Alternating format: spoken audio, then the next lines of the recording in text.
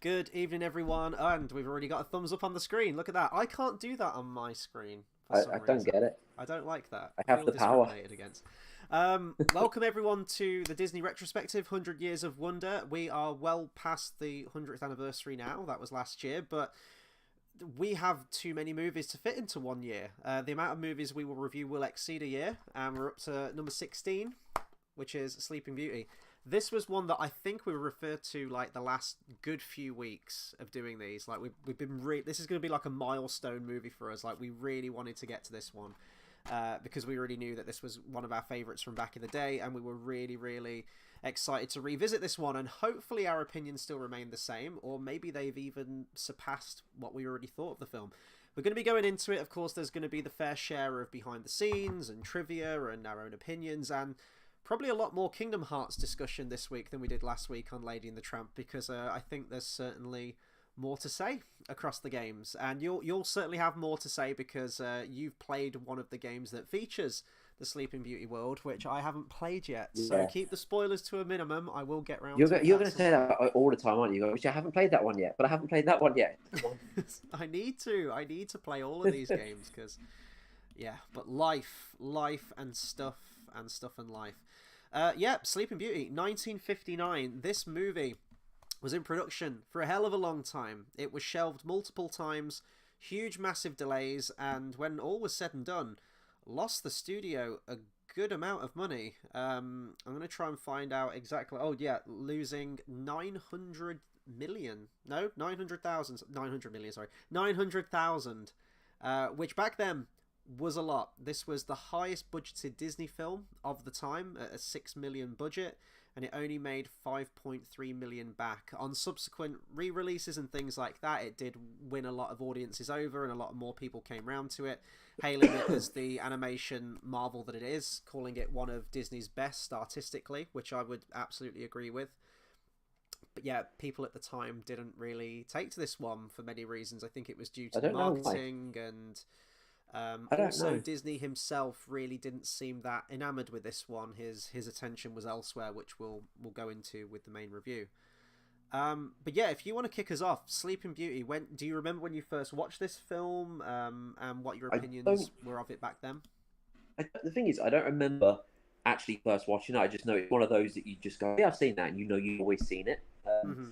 But in terms of, don't think it's changed much in terms of like for myself, like how if I think it was any better than before. I think I went in with high expectations and I got out exactly what I expected.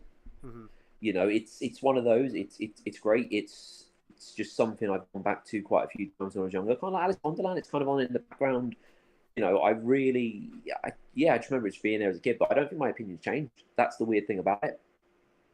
Yeah, no, I mean, I really enjoyed this one as a kid, but weirdly enough, I didn't actually own this one on video. And but I remember watching it loads, so the only thing that I can think of in my mind was that I probably recorded it on VHS from TV or something. It must have just been on at some point and I recorded it, because I definitely watched it multiple times, but I didn't actually have it on an official Disney video. Later on down the line, I did buy it. It wasn't the original version of the VHS. It was when they made sort of like those chunkier dark blue cases, and they like Oh redid the yeah, artwork on the look, front, like like special they look edition like they were kind of copies. stuff. I didn't like them. So I owned it on that, but it wasn't until much later. But I did watch it growing up, and if we're gonna sort of package the three fairy tale, like the princess films that we've had before this point, so Snow White, Cinderella, and this one, this was by far my favorite. I really liked the character of Aurora a lot more than I did Cinderella and Snow White. Snow White I just couldn't stand from the voice, and Sleep Aurora actually had a really nice voice in this one, but the villain was just, I mean, I like Lady Tremaine and I like the Evil Queen, but there was just we're gonna go on like Maleficent is gonna get her own section in this review later on, quite rightly so. Also the same voice actress who did Lady Tremaine, but yeah, I think it was more just it's just classic fairy tale swashbuckling, like the prince going in with like the noble steed and the sword fighting a dragon. I really liked the three good fairies, the scene where they're making the birthday cake and the dress, and it's like make it pink, make it blue. I remember just rewinding that scene all the time because I thought they were just hilarious, and I loved that whole I set piece. think I think the fairies are idiots though, Oh, there they are. because like it's the fact that it was like, you know, it was going to happen on her 16th birthday. So on her 16th birthday, they decided we're going to send you back into the castle now. Yeah, Why didn't you wait till after the 16th birthday? you gotta lock that shit down. Like as soon as she's like hit 16, like house arrest for the 24 hours. Yeah, exactly. That's what I mean. They went about it in the weirdest way ever. But it is that classic trope, isn't it, of like prophecy that you often get in like fairy tale things, and how things under certain circumstances are completely unavoidable. So the whole prophecy from when she was born still happens anyway. I quite like that. Let's just have a look at what else we've got from this movie then. So there's a couple of firsts from this movie, and final things to do with this movie too. I'll go into the final things. This was the last Disney film to be individually hand inked, frame by frame. They did use the Xerox machine at some points in this film, especially during like the Thorn fight at the end, when Maleficent sends out like the Forest of Thorns. There was some Xeroxing going on there. But yeah, after this point, they just use the Xerox machine to get it done a lot quicker. No more individual cell, hand painted frames, which is a bit of a shame. But if they've got to get, technology moves on, I get it, for better or worse sometimes. But Sleeping Beauty was the first animated film to use the Super Technorama 70 widescreen process. So it's the second animated film to use widescreen, because as we mentioned last week, Lady and the Tramp was the first. But this was the first to be done on Super Technorama 70, which I guess is just like 70mm film. And I was actually paying attention to that shit this time. When I put the DVD on, boom, it is widescreen. And I tell you what, it makes use of that widescreen.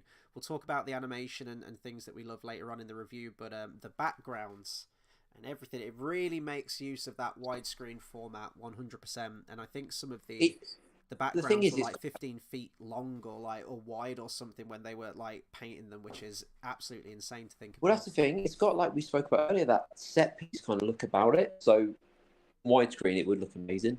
Yeah. Oh yeah, no, absolutely. As I say, like it makes use of the widescreen.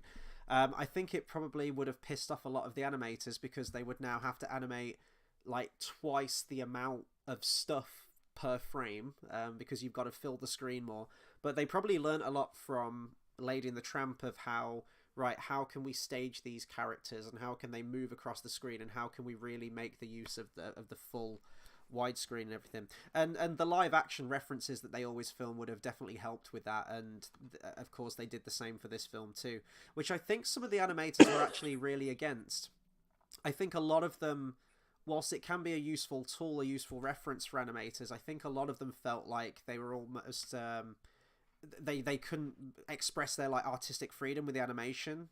They thought any person worth their salt, worth their craft at animating, would be able to animate humans without the use of like a guide to help them out and everything like that. So I think there was some dissension in the ranks a little bit with the animation on this one, some favouring that style that Disney had done before, filming live action references, and then others thinking that it's a crutch and it's kind of it's hamstringing us a little bit in terms of our creative process. But I don't know, like speaking from the results like that we've seen in the previous Disney films, I think it works really well. And I'd actually go so far as to say, in terms of smooth animation, like human animation, I think a lot of these earlier Disney films really captured that. Later on down the line, when animation gets better, and you have the likes of Beauty and the Beast and Aladdin and things like that, yeah, you have humans in that too, which some could argue are more realistic. But I don't know, I always found those more cartoony when you get to the likes of Beauty and the Beast, and you've got LeFou and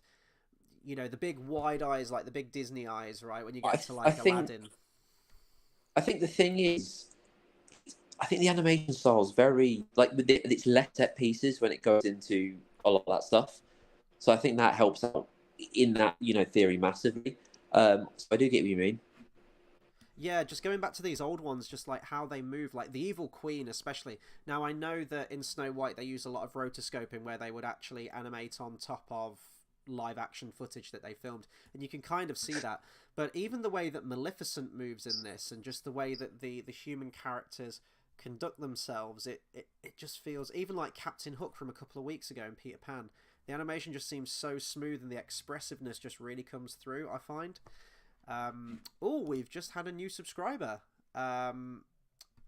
Me Online 007 has subscribed. I don't know if they're a real person or if they're a bot or whatnot, but thank you very much for the subscribe. 007, yeah, that's another topic entirely, isn't it? Because you haven't seen all of them, so that could be another retrospective for the future. I've probably seen like one.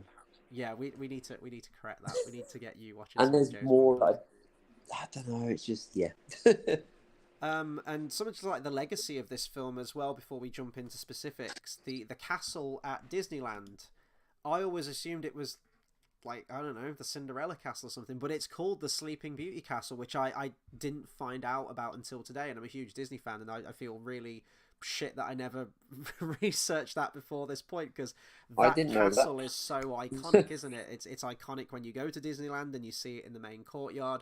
It's iconic at the beginning of more or less, well, pretty much the beginning of every Disney film. You get the castle at the beginning, and I found out it's meant to be the Sleeping Beauty Castle. I think the reason that I never put two and two together is if you compare the looks of them, it ain't the Sleeping Beauty Castle. It doesn't look anything like it.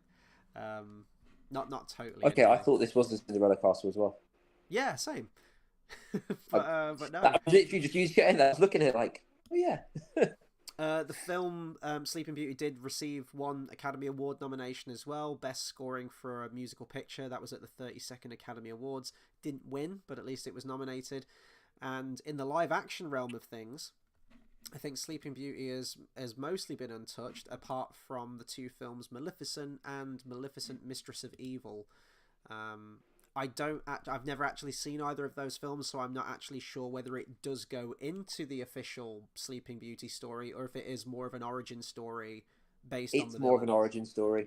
Yeah. I saw it, the first one, years ago, and it just ruined the character. I didn't like it. It does go into the story here and there, but more of their origin story as well with the king, and it's a bit... It ruins the character. It ruins Maleficent, and I don't like it. That's it. Like, why can't a villain just be evil? And I really appreciate that about like this era of Disney villains as well. Maleficent, chief among them as well, who I always really liked as a Disney villain and would probably always be in my conversation for top 5 Disney villains anyway. But watching this again, she's bumping up to like a top 3, if not a number 1.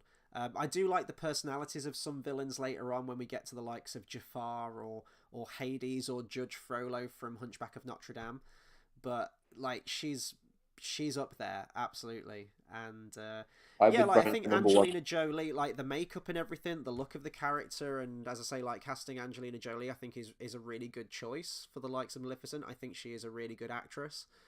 But I just don't need to know more about the villains. And I'm surprised they haven't done this shit with more Disney villains, that it didn't take off as like a little, like a new fad. I guess they've done Cruella as well, haven't they? I think you've got to think it was more about doing a live action remake, but then they went, it's not really about Sleeping Beauty, it's about the fairies. So they went, and do you know what I mean? It's just it from a different take. It's kind of like Winnie the Pooh. Like they weren't doing exact live action remake, but they were doing something more loosely based on it. I think that was the idea. Yeah. But the thing is, it turned out, as much as it ruined the character and I hated it, I only watched the first one. But as a standalone movie, if I wasn't attached to the character, it would have been cool. Like, it was one of the better ones of those live action remakes, I think, because it wasn't trying to just do this specific thing. Doesn't it do some random shit in it though? Which I swear to God I've heard this, and obviously you've seen the first movie, so you can let me know if I'm right about this. She's got the Raven sidekick, who I found out today is called Diablo, which is a really fucking badass name for a Raven, which I didn't even know. But in the movie, in the live action one, it's the Raven that transforms into the dragon. I'm just like, what? No. Like, no. She's got a pet Raven who's sort of like her eyes and ears, and she sends it out to spy and to gain information back. She's got her goons that she sends out to check every cradle, even when they're looking for a 16-year-old girl, which is hilarious. We'll get into that scene later. And then Yeah, Maleficent, and she's got the horns, and she's got the cape, which kind of looks like fire, and out of the fire she turns into a dragon. She's got dragon-like features. She's the one that turns into the dragon. Why Yeah. the fuck did they make the Raven turn into the dragon? I Well, don't understand that they at all. they also made her Aurora's surrogate mother. So Oh, so that's like some Mother Gothel kind of stuff then from I can't like I only Tangled, read right? that it's in the second one. Yeah, but I only read that bit. It's in the second one, so I haven't seen it. But yeah, It's all wrong. It's all wrong. uh, It's this is the thing. This is terrible. why I hate the live action remakes, because if they make them identical or shot for shot, I'm like, what's the point? You're not bringing anything new to the table. You're not doing anything original. Just go and watch the original film. And then when they do change shit like that, where it's like, oh well, let's make the Raven and let's turn him into the dragon. I'm like, no, stop! What are you doing? This isn't how it should be. You're fucking the story up. Just make new stories then. They don't need them. Exactly. This is what I keep saying. Yeah, But Disney's new will. conference have basically said how all of their next load of Disney class, they're not making any more original shit for a long time. They're just going to rely on Disney sequels. Because every time they make original stuff recently, it's absolutely bombing and they're losing loads of money. There's a reason for that. There is a reason for that, but they're all too narcissistic and they're all too proud to actually, turn the mirror on themselves and acknowledge what the fucking problem is with Disney Studios at the moment. Yeah. But yes, we'll get there when we get to it. I saw it on DVD saying... actually. That Strange Worlds number 60. I don't own that yet. Obviously, I need to buy it before we do the review on it. But I've got about 50 weeks, 40 and a bit weeks until we get to that. So it's fine. I can buy it whenever. But no, I forgot what I was going to say about it. It'll come back. That's fine. I was just going to go into a bit of the behind the scenes on this. That Disney was usually really hands-on with every single project that he made. He was really proud of all the content they were putting out. He'd regularly attend meetings. In all fairness, we've got... I was going to say, in their defence, he isn't alive anymore to help them. In their defence. Maybe he should be. He crack the whip and actually, they just need to like fire everyone and just rehire everyone based on their talents rather than their political belief. That's what they need to do at Disney Studios. They just need to rip everyone out, root and stem, and just start again. That's what they need to do. But yeah, Disney with this one, he was really behind the idea at the beginning. And as I say, this film was delayed considerably. It was first talked about, and the idea was thrown around originally in 1938, and I think some preliminary artwork and sketches were made all the way back then. But it wasn't until 1950 that Disney actually planned the production of it and went to the Motion Picture Association of America and confirmed the title Sleeping Beauty, and they announced it later on that year. I think he went there in the January, and I think they announced that it was going to be a feature in the November of that same year. But his one concern, and there's a quote here from Disney, was that during the production, the thing that was on his mind the most was the fact of how do we make this different from Snow White and Cinderella, because there are a lot of similar story elements in Sleeping Beauty comparing to those two previous ones that were made. And this was a quote from Disney on the difficulties adapting Sleeping Beauty. He said, quote, "We had a lot of problems. We were fighting to break away from what we had done in the past. Sleeping Beauty was tough because it had many of the elements we had already used in Snow White and Cinderella. We've got to give the creators new things to work with so they'll be able to keep their enthusiasm up. You're in trouble if they start saying, haven't we done this before? We had to find out what we had and whether it would please the public. I'm never sure myself what they're going to buy." And I can kind of see that, because if it had have just been like a carbon copy of those two films, I think it would have been incredibly forgettable, and I think people would have constantly kept referring back to that. And as I say, you have similar elements. You have someone who falls into some kind of coma or some kind of deep sleep, who's awakened by true love's kiss. The evil Queen and Maleficent are very similar in kind of how they conduct themselves and their personality, I would say. Even their look. Say that again, sorry? Like, look. So even their look is quite similar. Yeah, the colour scheme, the black and purple that's going on as well. Yeah, and the bit where she's like sitting in the throne, it really reminded me of that too. You've got the cottage in the woods, which is very much like the dwarves' cottage from Snow White. So there's a lot of similar elements there, and then like the prince and the castle and everything like that. So I can totally see that, but I do think that they achieved what they set out to with this one, and I do think it has an identity of its own, and I think a lot of that is to do with the animation style, which is so stark and completely different from what we've seen before. And that was by design as well. I think it took them a long time to actually get the visuals down of what they wanted to achieve with it, and they eventually settled on that medieval, almost tapestry-like look from it, which it's, in the it's 14th tremendous. century. It looks amazing, I think. It's in the 14th century as well. Yeah. He even says, Sorry, we've got a couple of comments come in. Bath Time says, "Oh my God, it's the Hobbit editor, innit?" It is indeed. It is me. Bath Time says, "I genuinely thought Sleeping Beauty and Snow White was the same thing." Oh, as I say, they've got similar elements. I do think it achieves its own identity, though. Definitely. Is his name Bath Time? His name is Bath Time. Yeah. Why? You heard the man, Bath Time. Why is your name called Bath Time? I've actually always wanted to know that too, but yeah. Well, here we are. So the script went through like multiple different incarnations. The earliest dated one was the initial story draft was made in the April of 1951, which had a lot of similar elements from what we see in the final project, where there's the climactic kiss that wakes her up at the end. They really shorten the time that she is asleep, because I think in the original fairy tale she is asleep for 100 years, I'm pretty sure. Which is kind of teased in the movie. There's one of my favourite scenes in the film, actually, where Maleficent goes down to the dungeons to visit Prince Philip, and she has this monologue where she talks about she's going to keep him in there for years and years. After 100 years, she'll release him. And for some reason, in the flash forward, he's still alive, and he's riding like a really old horse. I'm like, that dude would be fucking dust and bones by that point. But yeah, that's in reference to the 100-year sleep that she has in the original story. And there were going to be a lot of fairies as well. I think in the original story there's something like 8, which was reduced to 4. And I'm guessing if they had have gone with the full 8, then that would have been very similar to something like Snow White and the Seven Dwarfs, where you've got all of these quirky characters.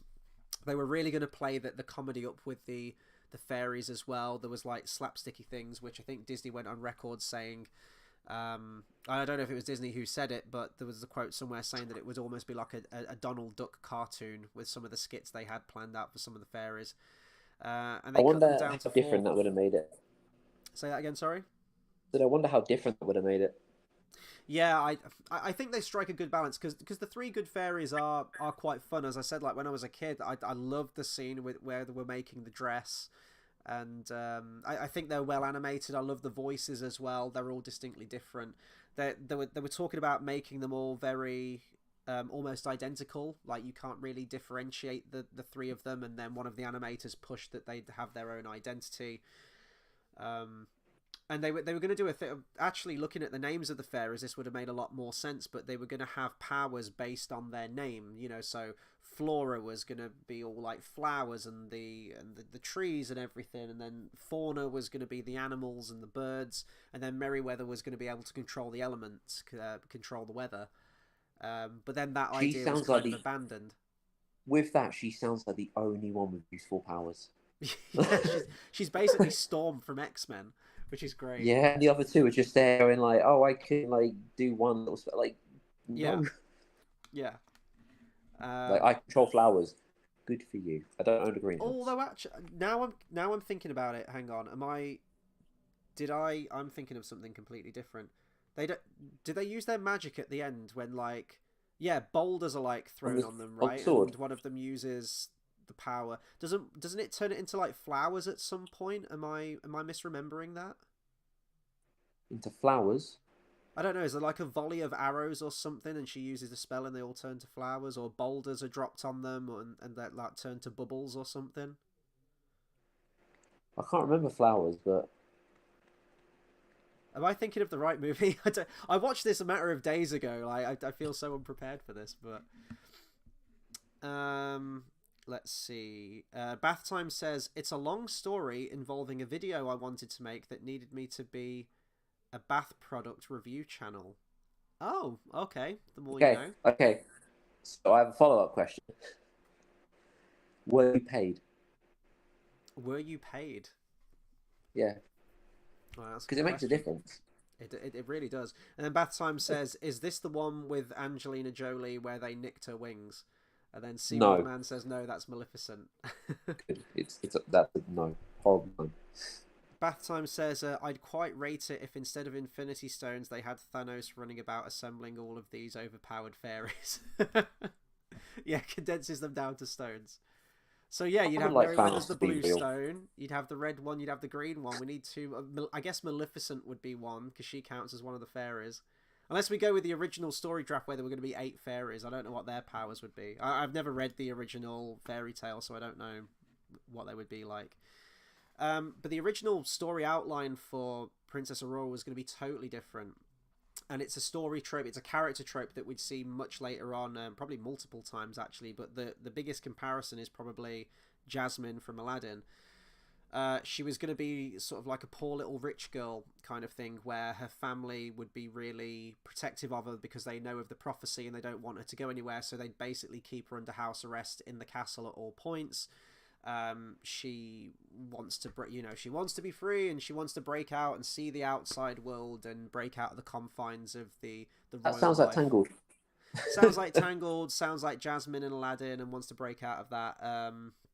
So yeah, that was kind of like the original outline for the story, but it was developed into 1952, and then Disney just kind of, I don't know if he got bored of it or just lost his passion for it, and the project was shelved. And then new personnel came in around the time. As I said, like Disney usually came in with all of his films and was really hands on with the creative process, but with this time, I don't know if he was just aging. I don't know if he's just his mind wasn't on it, but he was creating Disneyland at that point, the theme park. So all of his efforts and his mind were on that. He was producing 2 TV shows at the time, which I think was Disneyland and the Mickey Mouse Club. So he was off doing that kind of stuff. And I think he'd come Do you in know like what? if they really needed his help, they'd call him in. But it It, didn't seem it like he makes had the me passion think. for this one. It makes me think. How did we not put 2 and 2 together with the fact that Disneyland opened in 1955? Yeah, I know. It's just I I lose just track of the thought, dates, yeah, but yeah, I mean we're almost turning another decade with this one, 1959. So it'll be interesting to see how the cultural, like the zeitgeist of the time in the 60s changes. Perhaps like the artistic interpretation of some of the films. I think definitely with the next one that we're reviewing, 101 Dalmatians, you definitely see that in there. Looking ahead to the 80s, you've got stuff like Oliver and Company and whatnot. So yeah, it's fun how it goes around like that. We're just in a really shitty era at the moment, so that's probably why most of the Disney movies suck. yeah. What's interesting as well is, I mean, we talked about how, well, I think some of the commenters might disagree that I think they did a really good job of differentiating this story and the characters' personalities from some of the fairy tale princess films that we've had before. But there are some story elements that were originally generated for some of those earlier films that were abandoned, which were reused in this one, and Disney finally got to use them. One of his favourite concepts was going to be used in the original Snow White, where I think at the end you see Snow White and the prince dancing on clouds. That was going to be an idea, and it was shelved from that one, and then the idea was sort of brought in again, perhaps to be used in Cinderella, wasn't used in that one, and at the end of this movie you finally get it, where they're dancing in the clouds. And I was looking out for it as well, the whole pink and blue thing, because in my mind I always remembered Aurora being in blue more than pink. When I imagine the look of Aurora, I think it's that scene where she gets hypnotized and she's in a blue dress there. And I always remember that. And Yeah. at the end, the fairies are still fighting over the dress. As the prince and Aurora are dancing, the fairies are still constantly changing the colour of the dress. And I was like, right, what is the final frame of the movie? Which colour do we see that dress on that final shot of the movie? And it is pink. It constantly changes pink, blue, and then when it goes back to the book at the beginning, it's a pink dress, and they close the page, and that's the last time you see It's it. kind of So like Kingdom Hearts 2 when they did it with Sora, where they're like green, blue, pink, green, and it goes over and over again, and then he finally gets his actual color. is that in Kingdom Hearts 2? Yeah, I because don't that's where he remember that gets bit, his and new I outfit. played that They one. constantly keep zapping him. Yeah, they constantly keep zapping him at the beginning, um, and then and then eventually they just like okay all together, and they go, then I remember Sora's in like a giant bubble at the beginning of the game, and he's outgrown his yeah, outfit. I remember that. he has really long legs. Yeah. Um, I remember that scene, but I don't remember them changing the color of his costume. I just need to play those games again. I keep saying it, Oh yeah, but I really, really do. But yeah, like Kingdom Hearts 1 has Maleficent and also has Dragon Maleficent, and she's kind of like the main head honcho of all the villains, of all the Disney villains, which is cool, that she's got that authority there yep, with them. because But as I she's say, like great. I haven't played Birth by Sleep, so I don't know what the actual Sleeping Beauty world's like. And do Well, they do the they boss battle with her. oh, do they do the Dragon and Maleficent again in that game? Yeah, because it's in the actual world this time. Yeah, yeah. So you have Prince Philip fight with you. Well, it's a prequel, so we know that she survives. So she just regains her strength and is a really annoying boss battle in Kingdom Hearts 1, unless you've leveled up considerably at the Hercules And use Colosseum. Tinkerbell, and she constantly heals you. You've got to use oh, is it Tinkerbell? Is it the Yeah, Tinkerbell summon that just keeps you alive? yeah. Because Donald and Goofy will be fucking dead within seconds of that fight. Okay, so don't rely on Donald to heal you up in that game because he does a piss poor job of it. But another concept as well that was abandoned from one of the earlier films, just going back to that, was also from Snow White. There was going to be a scene where the evil queen imprisoned the prince, and she was going to go down to the dungeons and sort of, talk shit to him, basically. Which was an abandoned concept from that movie, and it was later moved to this one. And it's actually one of my favourite scenes in the film. I already kind of referenced that one. It's the scene that mentions about the 100-year slumber. And Maleficent, the whole scene is basically Maleficent just going down and just, as I say, talking shit, just shit stirring the prince, which is hilarious. She's just sat in a chair, all of the minions are kind of dancing and celebrating being evil, and she's just like, "Oh, we haven't paid him a visit in a while. Come on, and let's go talk some mad shit to him," which is great. I just love that she does that.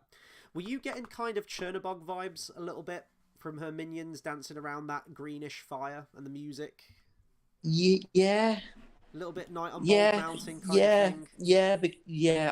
I got more Chernobyl vibes from her. You know, she disappears and becomes that flame, Yeah, yeah. like from that itself. But yeah, no, yeah, that makes sense actually. I love the lighting in this film in general, but especially everything to do with Maleficent and the bit where Aurora pricks her finger on the spinning wheel.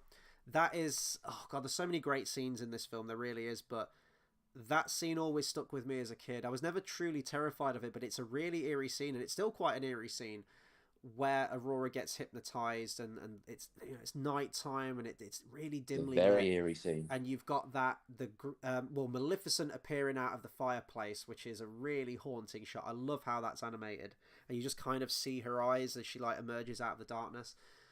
You have that 3-note sort of like choral passage that's repeated throughout, which I actually found out earlier is it's the name is Aurora. It's Aurora, and it's like that's kind of repeated, and it lures her in. Also the same voice actress as Aurora herself, and so it's like her own voice is beckoning her up the stairs, which I never realized. I thought it was just 3 high pitched sung notes, but the green lighting in that with like the orb and how it's reflecting on Aurora's face, and it's and on the backgrounds as well. The backgrounds are outstanding in this film. They really are, and the animator himself. Let me find it on here. Did we say as well? It looks it's been restored a lot though. It has, yeah. We mentioned that, and I don't remember the film looking this good. And I know when we talked about, I think it was Cinderella, wasn't it? How it was restored, Yeah, but it was like restored way too much, and they removed so much of the detail and the colors, and we remembered the film not looking like that. I think when we did that review, and it completely changes the mood and everything. I didn't really get that with this one. So if this has been remastered, which I have to assume it has because the movie came out in '59. I don't know if they've boosted the colors a little bit, it looked more vibrant, or if it's just a really, really good transfer. But this thing looked fucking outstanding, and this is just a DVD. Like I haven't got this on Blu-ray. You probably watch this on Disney Plus, I'm guessing. So I don't know if that's like the Blu-ray 1080p equivalent. I don't know, but it still looked great on DVD. So Let me just find the name of the animator right here. Here we go. I'm probably butchering the pronunciation of his name, but Avind Earl. Before that point, they brought in an animator, and he had gone to the Metropolitan Museum of Art in New York City, and he'd seen the unicorn tapestries. Let me just find the name here real quick. John Hench, I think it was. And yeah, he saw something called the unicorn tapestries, which I believe are a Netherlands old artwork from like the 1400s, getting into the 1500s. And he bought that back. He bought some copies back to Disney and said, "I think we should base the animation on these old sketches." And Disney agreed to it. And then from those sketches, that inspired the background artist Avind Earl. And I attribute so much of the success of this film to Avind Earl and the animators and his team that way. He was the one who envisioned this sort of like medieval. He brought in some other references as well, like Persian art and some Japanese kind of influence as well. But obviously, it's predominantly like Germanic medieval art, I would assume. And that's just such a distinctive look in this film from all the backgrounds and even the way that the characters are animated as well.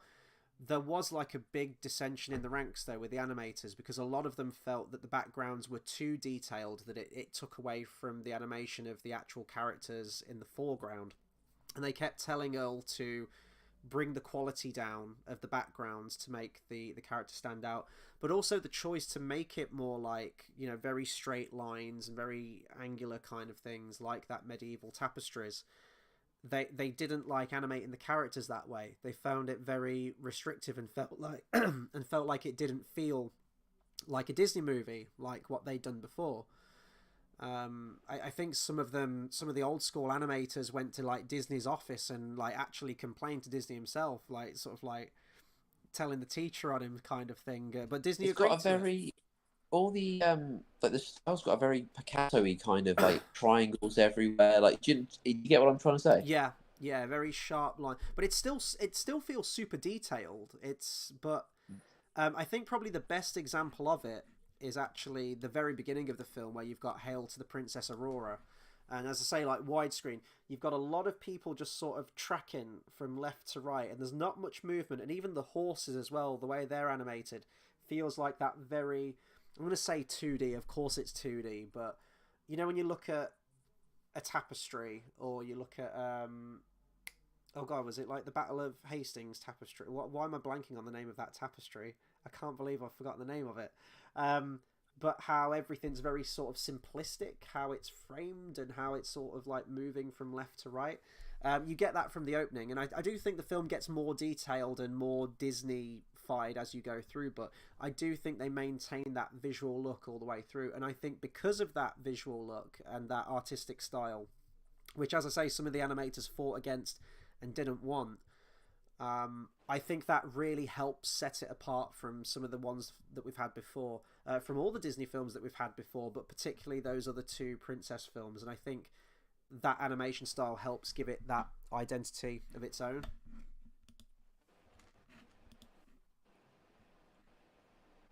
But yeah, that No, full I thought stop. you were going on to something, so I was letting No, you. no, no. I was passing over to you to see what you think of the animation, but Oh no, I was just no. I completely agree, and I think it's really weird to see how well, not weird to see, but it's like we were saying, watching movie by movie, you really see how the animation changes. And I think I kind of want to see, the last movie we get that's going to be like this with set pieces and all that. mm. Like, I'm kind of waiting for that moment to be like, oh look, they really changed it. Like, what was the first 3D one they did? The first 3D computer animated one you're talking Yeah, about, yeah, it was yeah. Chicken Little. For Was it? Americans, they probably say, "Oh, it was Disney's Dinosaur," but that's where the numbers go really screwy between the UK list and the Yeah, American list. I wouldn't count Disney's Dinosaur as a Disney classic, although it is on the US list. So officially for us, it's Chicken Little. yeah. I mean, I don't they think I've did ever use seen. computer elements, like some CGI elements in some of the early films. Like I think Basil the Great Mouse Detective was the first one to do it. Possibly Black Cauldron, but I think officially it was Basil the Great Mouse Detective, and then it's used in Beauty and the Beast and a lot of those other films too. But yeah, officially it's Chicken Little. There it is on my shelf, number 45, and I've still never watched it. Still never watched What it. comes just before Chicken Little? Home on the Range. Oh yeah, that one. Which for the longest point was the last 2D hand-drawn Disney animated film until Princess and the Frog. And then that was it. That's the last one we've had. And it makes me very upset. And now they all look the same. It looks outstanding. It really makes me upset. But yeah. It's not. It's going to be weird to talk about the animation when we get to that point. Yeah. Yeah. Let's talk about some of our favourite scenes from this one then, or favourite characters. I've kind of already alluded to the fact that Maleficent's probably my favourite character in this one. Oh yeah, 100%. Maleficent is definitely the best. She's probably the best villain, the best Disney villain ever made. Yeah, she's definitely up there. Would always. Yeah, I mean, at the end of the day, it's not just the iconism. Iconic, is that a word? Iconicism? Iconism? No. Iconography? Am I getting the wrong? Point is, she's iconic. And the point is, it isn't just that, because you have loads competing with the evil queen and stuff. But I think she does. I think it's the fact that there is no remorse there at all, and it's great, and I love it. Yeah, she's so petty. She's so like the whole motive of like everything that sets this thing into motion was the fact that she wasn't invited to a birthday party, basically like a baby's birthday party, and she wasn't invited, and because of that, she's like, right, I'm gonna curse this infant that she's gonna fucking die when she's 16. she just does it. It's so petty, but it's again, as I mentioned, like the voice actress Eleanor Audley, who almost didn't do this role. She almost turned it down because she was suffering from tuberculosis at the time, and she only took on the role when she was feeling better, which I'm so glad she did, because I cannot imagine anyone else doing the voice of this character. Like, her voice is so iconic. She only did 2 Disney characters, as I said, Lady Tremaine from Cinderella, who was fantastic, like really good presence in that, and of course Maleficent. Both are great, but what I was actually surprised about, despite it being the same voice actress, if you're listening intently, you can probably tell it's the same voice actress between the 2 characters, but I do think she really makes Maleficent her own, and hearing the voice again, it's the way it moves between sweet and then like really calculating and evil. She balances that so well, and we were kind of having a bit of a discussion about this earlier today. When she first shows up, and you know the wind comes in and all the shutters come down, it's all dark, and she materializes out of nowhere. The soundtrack's doing its thing. Everyone's saying like how evil Maleficent is, and then when she opens her mouth, she's like, "Well, quite the welcome, Stefan." And it's this really calm voice that just kind of echoes through the court, and it's brilliant. And then flip that on its head later on, where she's, you know, electrifying or like setting on fire all of her crones because they've let her down. She's like, "Fools, imbeciles!" Because it's great. Because when they're looking for a baby 16 years later, and that's my favorite scene. Yeah, that's my favorite scene. She just laughs. She goes, "Oh, these years they've been looking for a baby," and then they all start laughing, and then she just taps them. Oh, it's her laugh in that scene as well. She nails that like evil villainous laugh, and she hams it up a little bit. But I love the quiet dignity of the character as well. She does kind of feel like a very regal, noble character. The way that she's animated, the way that she conducts herself. But as I said, how she can just go insane at any point. Basically, you don't really know what mood she's going to be in. But I think it's those moments where it's that cold, cool, steely kind of voice to her that really gets me. Her castle doesn't look comfy. No. It doesn't look like she's made it at home, you know. It's just but again, like the lighting, it's got a lot of those green motifs in it as well. But yeah, it's like the Horned King's castle that we'll get in Black Cauldron. It's just evil looking castle. It's just cold, hard stone, dimly lit. And I can't wait till we get to that. That's like my next one where I'm really looking forward to Black Cauldron. What number is that again? We've got a few till we get to that one. It's number 25, but we'll get there. 25. We'll get there. It'll come round. It will. Another scene that, well, we haven't talked about these characters yet, and actually it was the voice actor's final role because he died several months after this film came out. But Taylor Holmes, who plays King Stefan, and then we have returning voice actor Bill Thompson, voice of the Dodo and Mr. Smee from the previous films that we talked about, Alice in Wonderland and Peter Pan, who plays King Hubert. I totally forgot about this scene, but I remember loving this scene as a kid.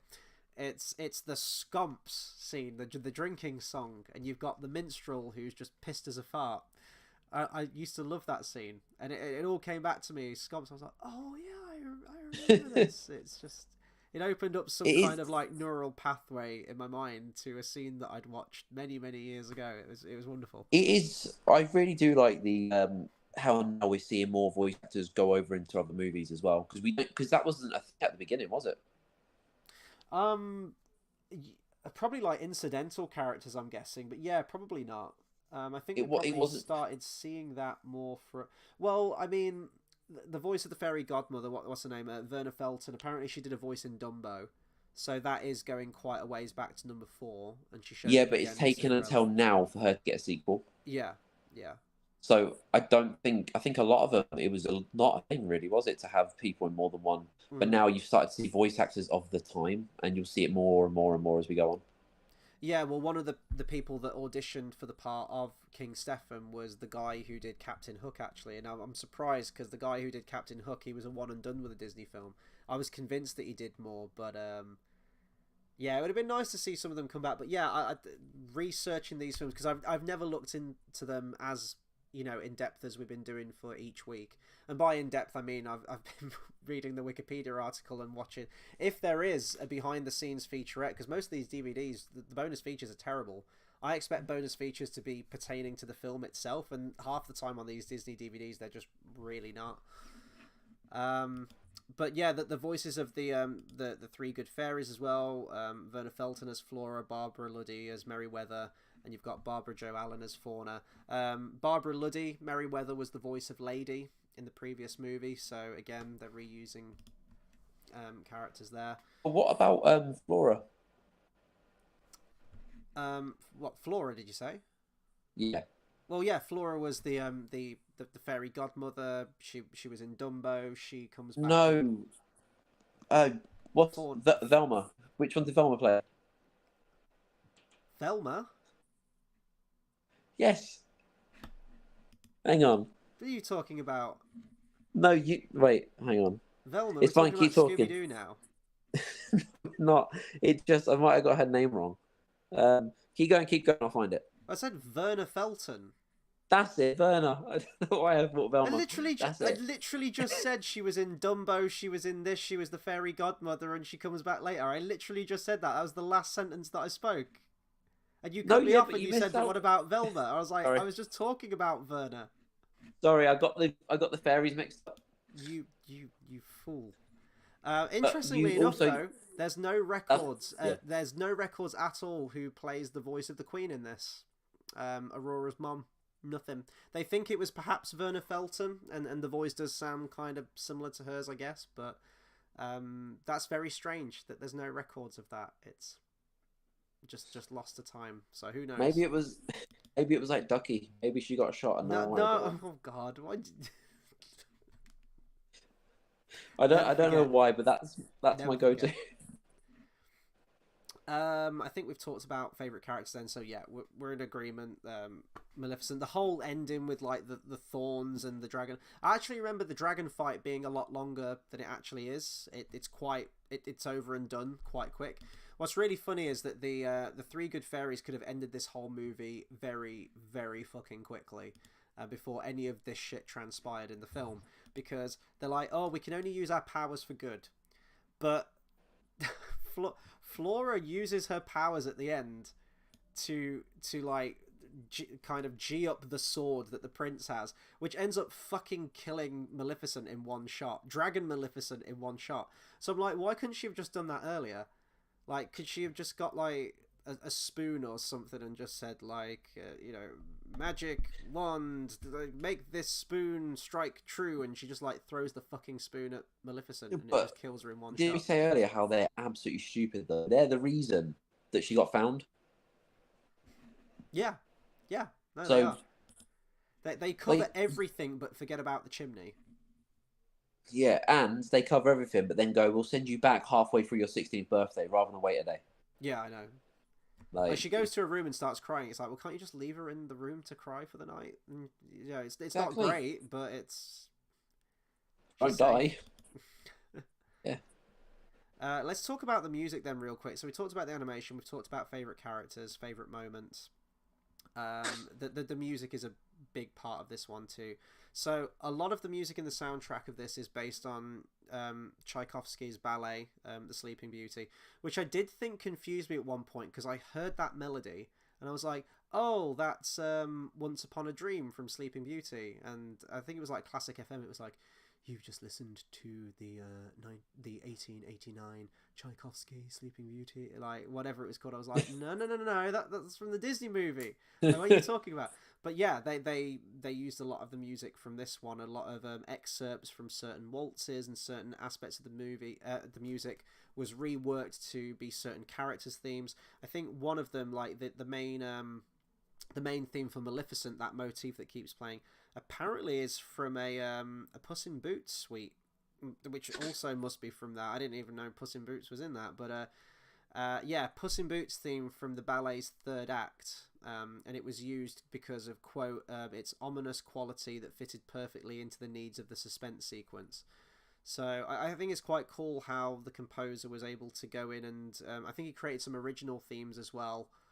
I think like the scomps, that there was nothing from the original ballet that was scomps, but he was able to bring that into it as well.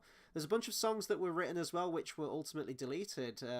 Maleficent almost had a song. We almost had a I'm Disney glad villain she song in didn't this though. one, which would have been great. Which was called. Separate her. It was going to be called Evil Evil, which was going to be sung by Maleficent and her goons. And then the Three Good Fairies were going to get a song called Go to Sleep, which is when they're putting the sleep spell on the entire castle. Let Well, me. I'm glad Maleficent didn't get one. Yeah, that would have. I don't think that would have worked. Yeah. Yeah. What was the first Disney villain song? I'm just. I mean, would you count Honest John from Pinocchio?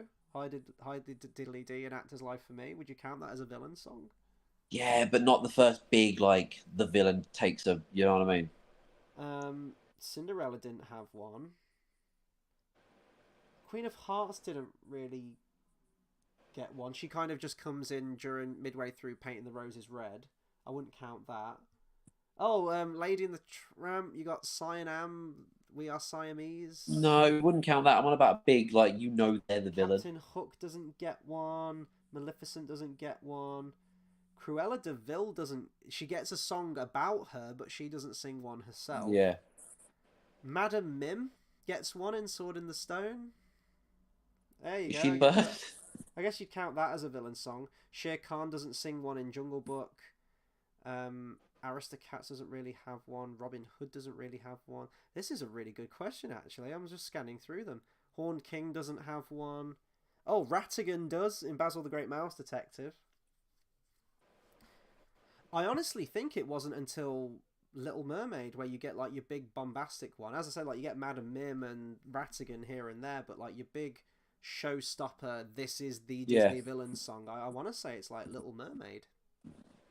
It's Wow. interesting. Yeah, sorry, I went off on a tangent there, but I've never even considered that before. But yeah, the music in this one, I think it's wonderful. Now, it's not one that's got, hit after hit. I think the music works really well for the film itself. You've got some more kind of like ethereal ones where the choir comes in, like the bit where the three good fairies bestow their gifts on the baby Aurora at the beginning. You've got your main one, Hail to the Princess Aurora, at the beginning of the film, which is that came back to me. I remember that one distinctly as a kid. But it's got to be Once Upon a Dream, isn't it? That's got to be that's the main one. I'd say that's probably my favorite. I do really like the one that Aurora sings though when she's I think it's called I Wonder, when she's just strolling through the forest and she's just kind of singing to herself. I like the melody to that one as well. I just like the music that is happening when she is going to the spindle. Yeah, I just think it's great. Bam, Yeah, I think it's amazing. bam. Yeah, it just and it builds as well, doesn't it? It starts out so subtly, and as you know, she's ascending the staircase and she's getting closer and closer. That's where it just fires on all cylinders. It's a great soundtrack. I'm just going to try and find the composer real quick. I Um, like shit that scares people, and that can yeah, me scare too. people. These earlier Disney films really did a good job of that too. So it says that Jack Lawrence and Sammy Fain were signed to write the film's original songs in April of '52, and Walter Schumann was the composer.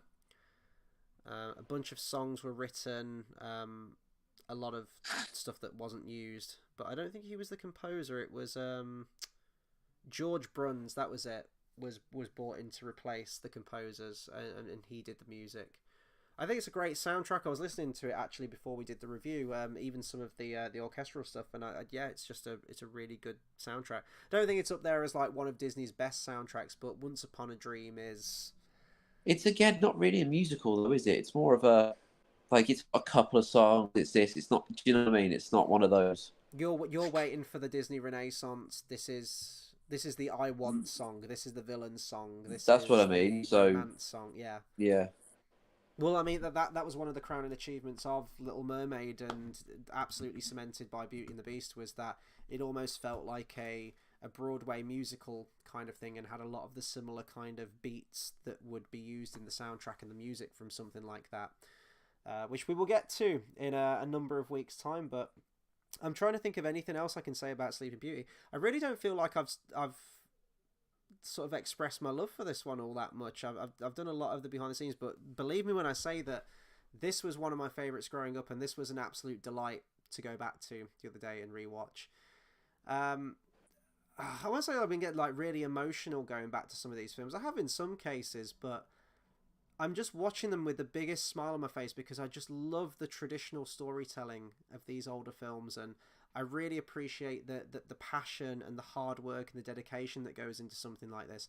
Knowing that every single individual frame of this film had to be like hand inked and hand coloured, and they brought in all this talent to do these wonderful tapestry like backgrounds, and putting pen to paper and just making 2D drawings of these characters really come to life, and through the talents of the voice actors and everything that goes into it, and the animators, really just letting them leap off the page and becoming larger than life.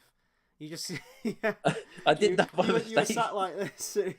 Yeah, let's see. Oh There you no, go. we got a thumbs down. How come it does that on I was yours and gonna. not on mine? But this is outstanding. I love this one. Maleficent really is just the scene stealer for me, as a lot of the Disney I. villains are. But I think that I. whilst Aurora doesn't get masses of personality in this, and the prince as well doesn't get masses of personality, I think it's still a lot more than the likes of Cinderella and Snow White. And I think it helps that the two of them see each other and have that sort of chance encounter in the woods. As I say, it's not loads, but it functions for the story, and I think that Aurora definitely does have a distinct personality from the likes of Cinderella and Snow White as well. No, yeah, I think it's incredible. It's one of the top like 100%. It was something though I went in knowing it was going to be great. Like I said, my expectations were met. It was exactly how I thought it was going to be, exactly what I wanted to be from years and years ago. So yeah, no, it was great, and also the comparison. So you got Maleficent and then the Evil Queen. So you know how Van Halen have David Lee Roth and Sammy Hagar. They're both Yeah. doing the same thing. Like, do you know what I mean? Like these the Evil Queen and Maleficent, both evil, both doing the same thing. Like different approach. It reminds me. Fuck's That's sake. That's the that's what it best you reminds got me of. this week. Is that the best you got? Apparently, it's those ones that matter. There's no lyric in a single Van Halen song that refers to Sleeping Beauty or Lips Red as the Rose or something. Or dreams.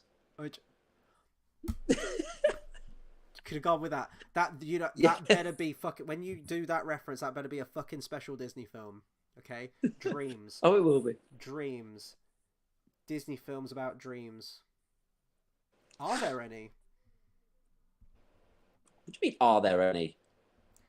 No, but I mean like dreamy dreams, go to sleepy dreams kind of Go, dreams. go to sleepy dreams. Just you wait. I'm looking ahead. I can't see. Shit. Okay, I'm I gonna just ruin did a it and wait reference to till that like wonderful song, which is like Van Halen's best song, I'm and gonna ruin I it will and die just on this wait hill. till what I'm gonna ruin it and wait till Bolt and then like a really shitty 3D movie of Miley Cyrus where he falls asleep and there's like a dream bubble and I'll go dreams. I'm just Something like that. I'm just quickly looking at the home media release of all these. So it was originally released on VHS, Betamax, and Laserdisc in '86. This movie's more about the fairies though, isn't it? Yeah, they definitely up those a Realistically, lot in the film. like Yeah. Aurora being Disney princess, she's not a fleshed out Disney princess. I see her as she is just a figure. Like, you know what I mean? If you would see them, they'd have personality, they'd talk. I see her as kind of, she's just there because she looks nice. Mm-hmm.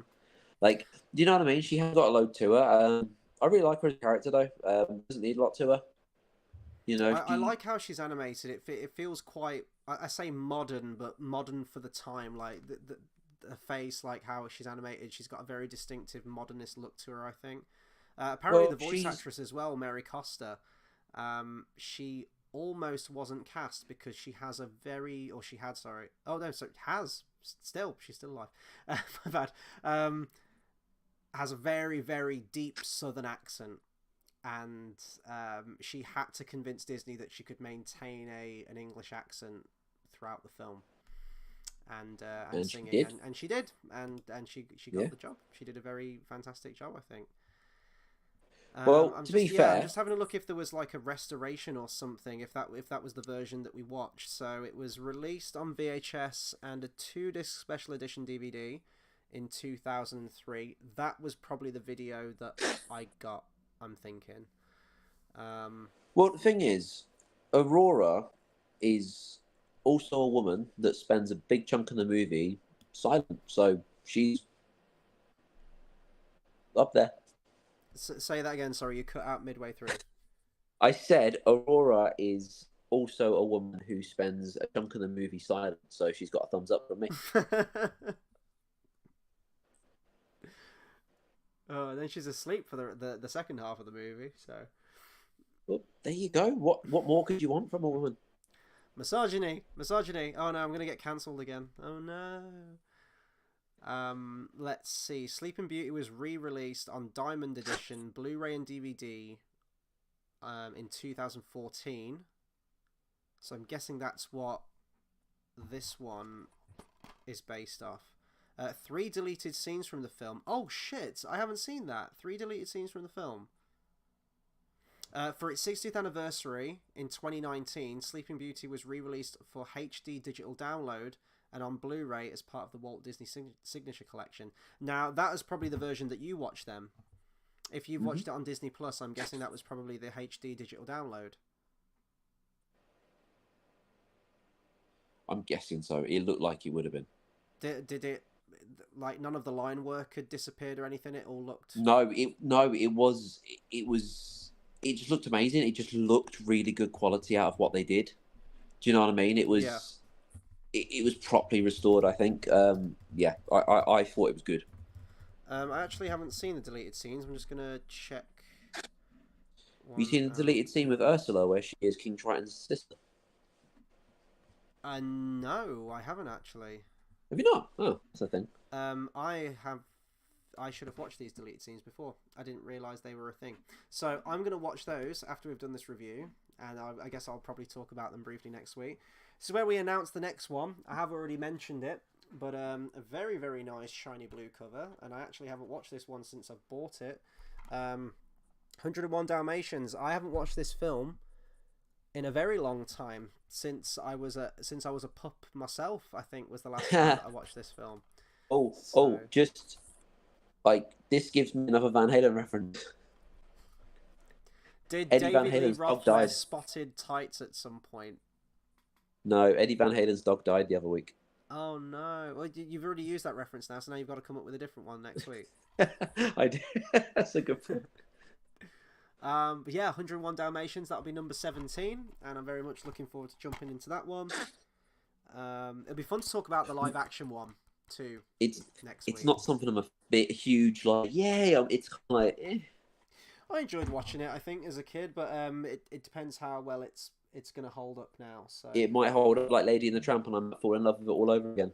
honestly, we're just absolutely blessed now until like at least number 42 or 43. So What's that? well, 42 is Treasure Planet, which is one of my favorites. Very, very underrated. If I'm going to I say remember like that came the out. top three underrated Disney films, that would easily be in the top three. And then 43 is Brother Bear, which has some good elements to it, but it doesn't really stick the landing for me as a movie. And then you've got Home on the Range, and the less said about that movie, the better. And then I'm kind of into uncharted territory for a few Disney films after that, which is Chicken Little, The Wild, Meet the Robinsons, and Bolt. I've never seen those I films. saw Bolt. So there you go. That's I've another seen dog Bolt. one. So you can't reuse the Eddie Van Halen's dog died for that one. Well, I'll have 101 more by the time we do the review. Oh, there we go. Look at that. Look at that. But yeah, we will be back next Monday, same time. It says 8 p.m, but it'll probably be like 8:15 when we first go live. But we were talking about 101 Dalmatians, and it's going to be fun. So if you're a Disney fan, please do subscribe. Please follow us. Please go and watch the other ones because we ain't moving from Mondays. We've got plenty more to go. And if you don't like Disney, then I apologise I'm because really, my channel's kind of become a Disney review channel as of late. I'm really happy Aurora is a Disney princess, or a princess of heart. Yes, yeah, me too. And then you've got Alice because they just had to find a way to bring all the Disney worlds into it for that game. They just had to find a way to make Kyrie a princess that people didn't go, yeah, but she's not a Disney princess, and cry about it. Didn't we say at the end of Alice in Wonderland, you see her walking towards some kind of castle? Was it a castle, like a mansion house in the distance? Alice in Wonderland. Yeah, at the end where. Oh yes, yeah. So she could be. She could be. She could be. She's not. She could be. She absolutely isn't, but we could maybe say that she is. Anyway, we'll round off there. Thank you to everyone that's commented and